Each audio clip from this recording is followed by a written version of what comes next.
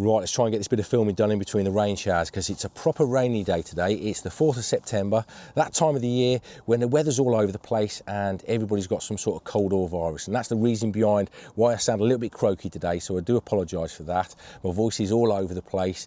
Probably got something to do with the fact that I'm always out fishing, and that's what I'm doing today. I'm at the foundry, I've got 3 rods out, nothing to show for my efforts so far.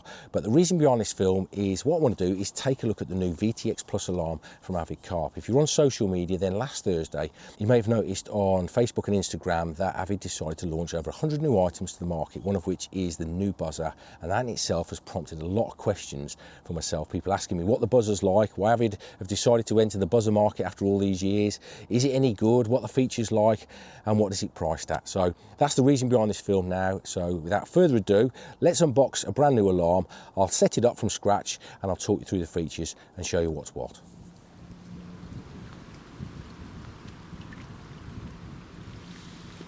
So then why has Avid decided to enter the buzzer market after all these years? Well, I don't speak on behalf of Avid, but I'm guessing it's because it's the one item in the range that completes the range. It's the one thing that we need. I'm in. Here we go.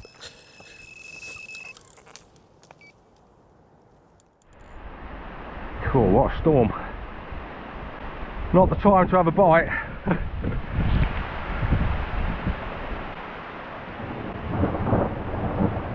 Playing a fish in these conditions is not recommended.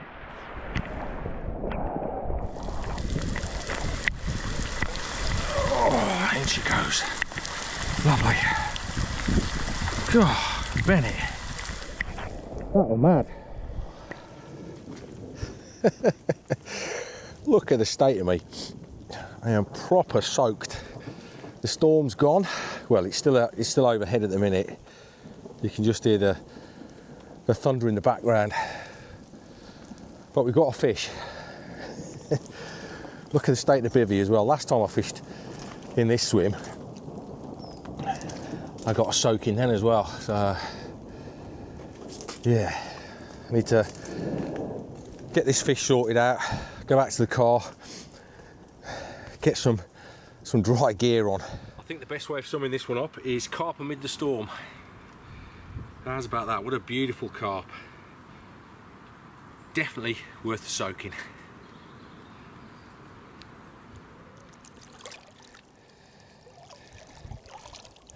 Right, there he goes. And I know the one question that you're going to be wondering after that storm, because it really was a downpour, do these buzzers still work after that storm? Let's have a listen. There you go. Turn them up for you. They still work. Try the other one. There you go. So,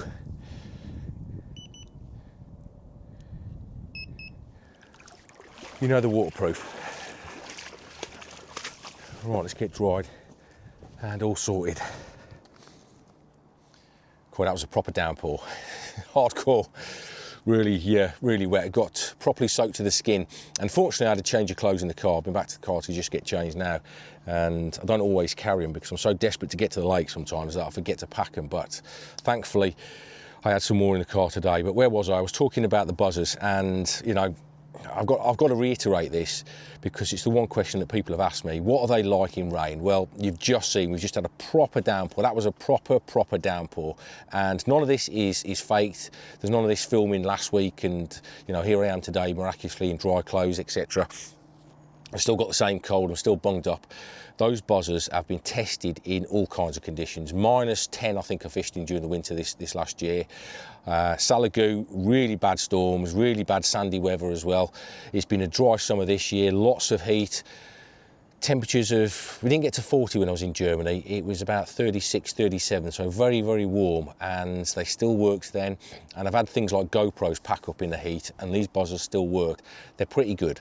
And I think I said before I had that bite, why have Avid decided to enter the buzzer market? Well, you know, I'm not a spokesman for Avid, this is just me talking now. I think the main reasons are, one, there's a space in our range for a buzzer. It's something that we don't have, so it complements the range really well. And secondly, I think we'll all agree on this, there's quite a lot of buzzers out there, the top end buzzers, that are quite expensive, and there's quite a lot of cheap ones as well. So there's a market for a middle range buzzer, something that's priced really well, that is actually a very good buzzer. And as I say, I've tested this buzzer at lots of different venues throughout the year. It really is a good bit of kit. So let's have a look at the features.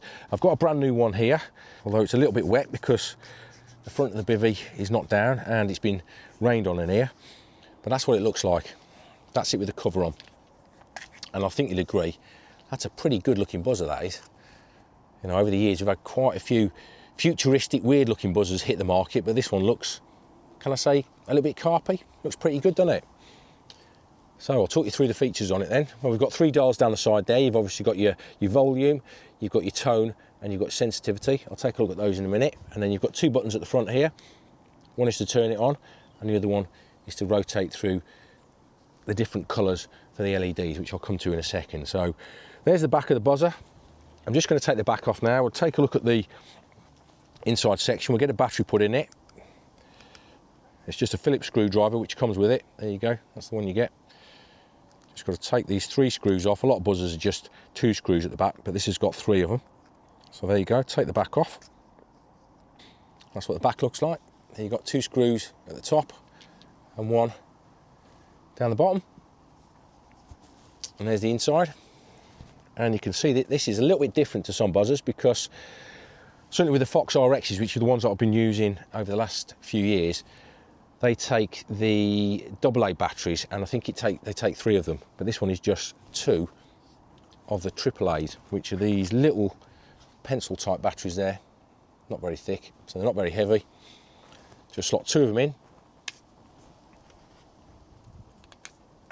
There you go. I think you heard that little faint bleep. I'll just fasten that back up.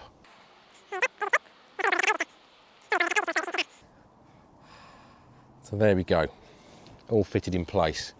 So to turn it on then, what you need to do is this button here at the top left, that's the on-off button. You press it, keep your finger on it, and then the lights will come on like that. What colour are they? Yellow. Okay, you can see at the moment though that the night light is on. Now you can turn that on or off literally by pressing the on-off button twice. So you've got to set it twice really quickly. Double press it. There you go, the night light's on. I think you can just see that.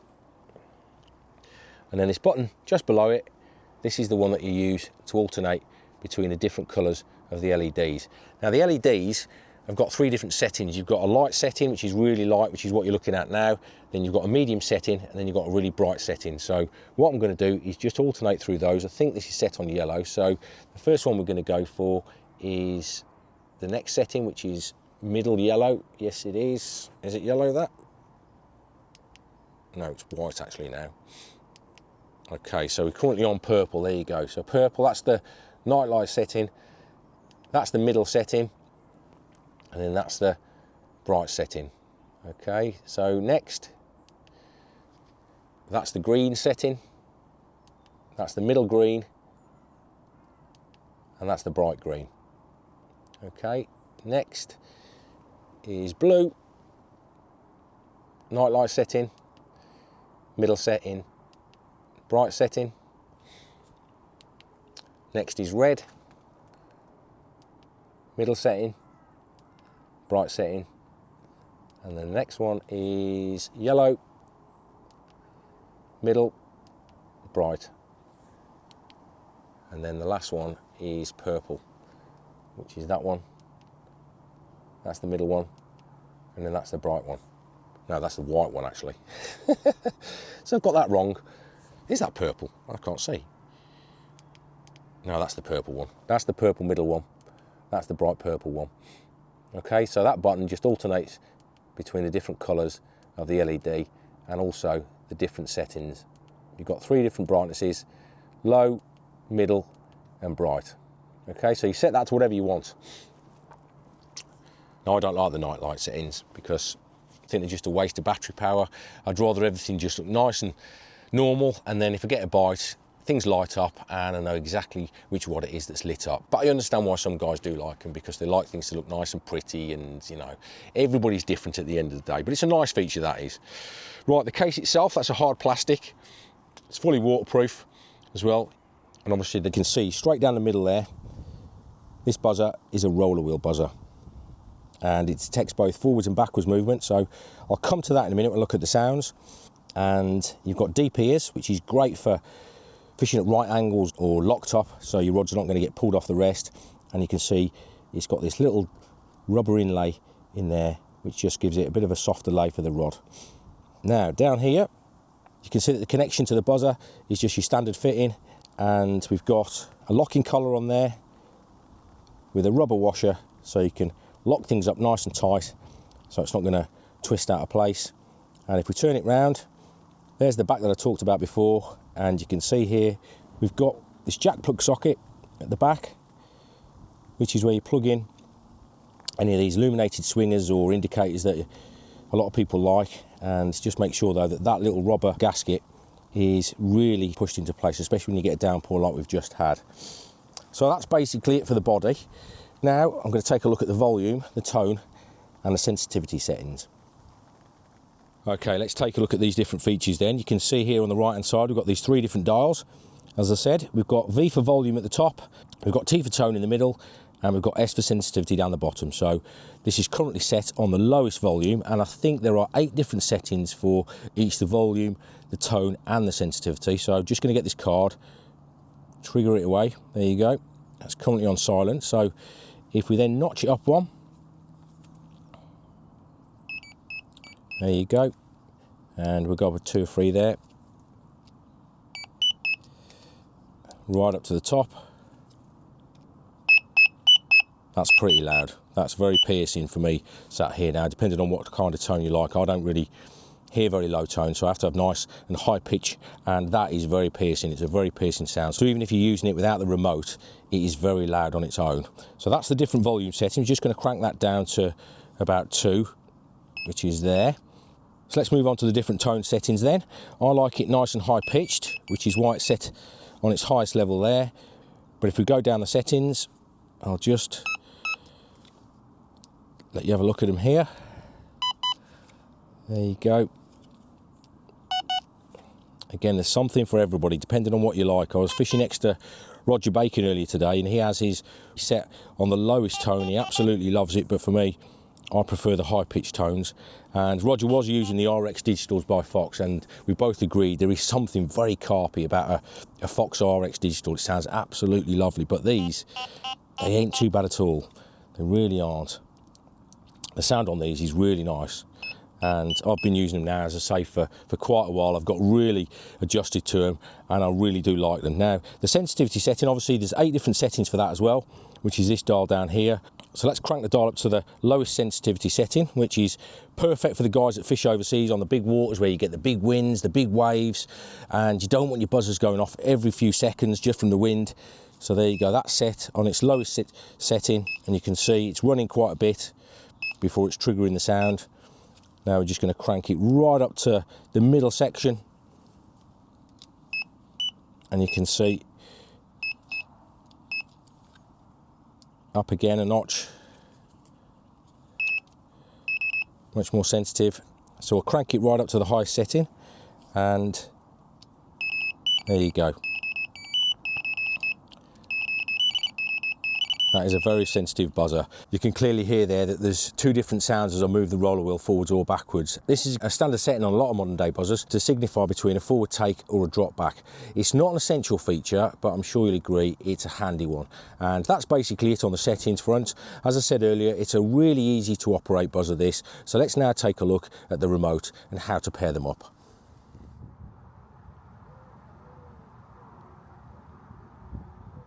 I've had to put my coat on because it's gone real cold. There's a real chilly breeze blowing in now, and it's 5:30 because I've had a bit of dinner since I started doing the filming. But it is still the 4th of September, you can see there. So it's not a different day, still on the day when I caught that fish, and with that downpour, so the buzzers work, just in case there's any cynical posters out there that's wondering. Right, let's take a look at the remote then.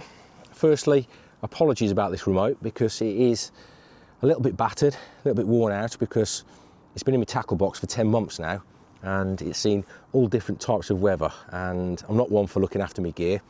It's just been buried in the bottom, so there's lots of scratches on the bottom of it and all over it. It's a pretty simple bit of kit, I'm sure you'll agree. I'll take a look at the features in a minute, because first you can see here that there's a lanyard attached to it, and that comes with the remote, and all you need to do is just clip it into place, depending on how you want to use it, or you can obviously unattach that loop which just fits at the back there. Okay, now I've already unscrewed these 2 screws at the back, so we can take this off nice and easy, and you can see the 2 batteries in the back. It's those AAA batteries again, just 2 of them, so it's nice and lightweight. Cheaper than a lot of the other buzzers as well, because this is still going after 10 months of use, and I fish all the time. Trust me on that one. I have not yet changed the batteries on this, and I'll show you in a minute how I can tell how much battery power is left. But I'll just screw that back into place so it doesn't fall out, because I don't want to lose these screws.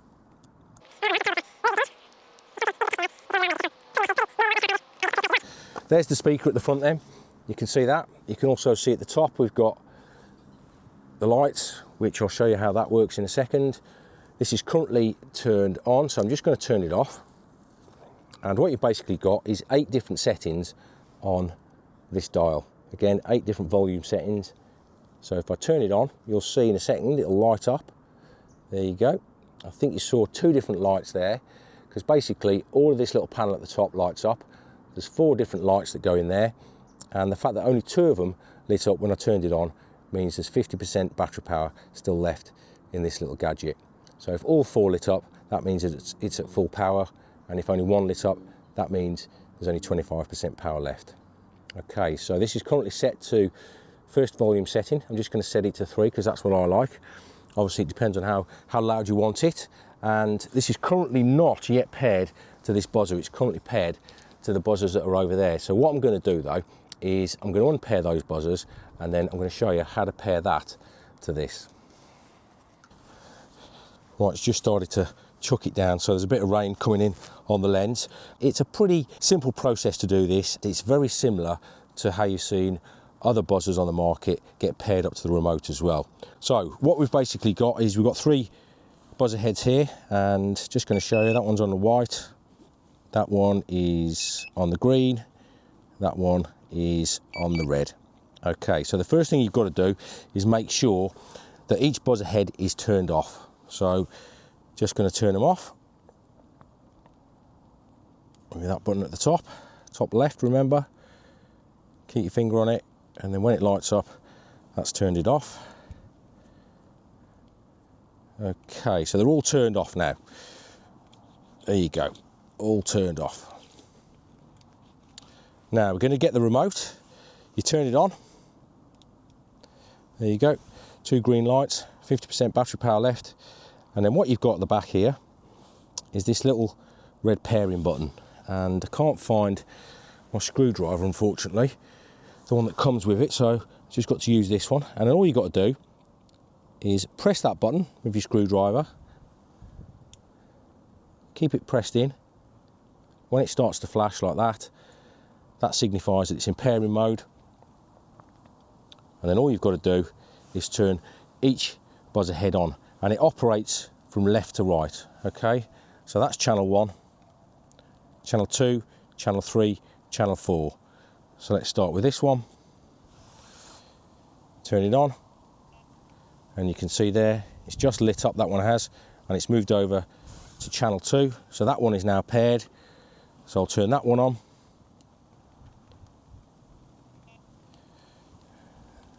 And it just lit up in the green. I'll just turn it up so you can hear it a little bit better.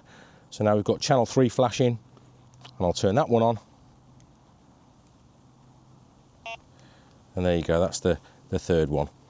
Now you can pair up to 4 different heads to the remote, and that's why it's flashing for that 4th one to be paired. And once you pair up the 4th one, what it basically does is, as soon as it's paired, it then disengages the pairing mode automatically. But when you pair up just 1 head or 2 heads or 3 heads, less than the 4, you have to turn it off by just pressing it again at the back. Okay, so keep it pressed in, and then once it stops flashing, that means that all 3 heads are all paired up. There you go. And you can see it lights up with whatever light you've got set up on the buzzers. So that's the pairing mode all sorted. Pretty straightforward. So I'm just going to turn this one off now, and I'll join you again in a second when this rain's calmed down.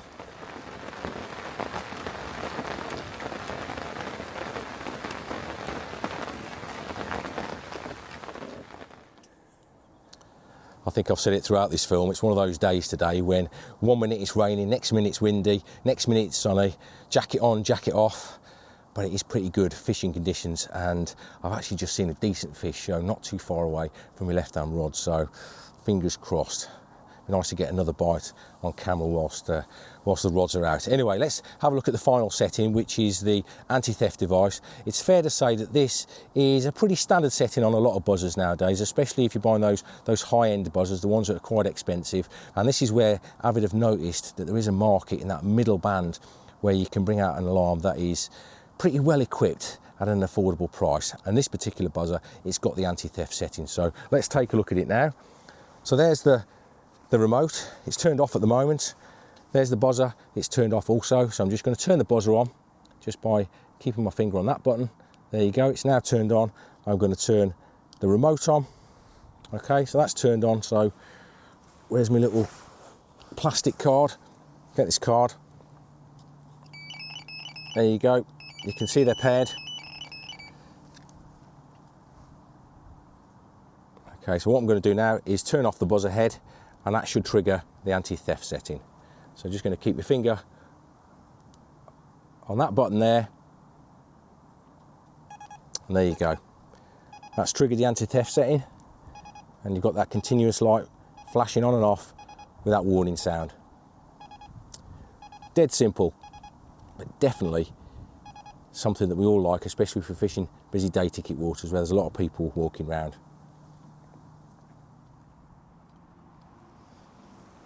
So that's basically a look at all the features on the VTX Plus alarm. I hope you like the look of it, and most importantly, I hope you're listening to what I've said about it, because it really is a great bit of kit. I've tried and tested this bit of kit now for the last 10 months. I've tried it in all sorts of conditions. We've seen today really bad rain and it's still working. So you're looking at a really reliable buzzer. And I said at the beginning, this is a reliable, really good buzzer at an affordable price. So how much does it cost? Well, let's take a look at one buzzer on its own. The buzzer head has an RRP of $84.99 just for the buzzer itself, and then you're going to be looking at, for 2 buzzer heads and a remote, £239.99, and for 3 buzzers and a remote, £319.99. And finally, you can buy these as a set of 4 with a remote, and that'll set you back £399.99, which I think you'll all agree is a pretty reasonable price for a buzzer that has so many features, and it really is a reliable bit of kit.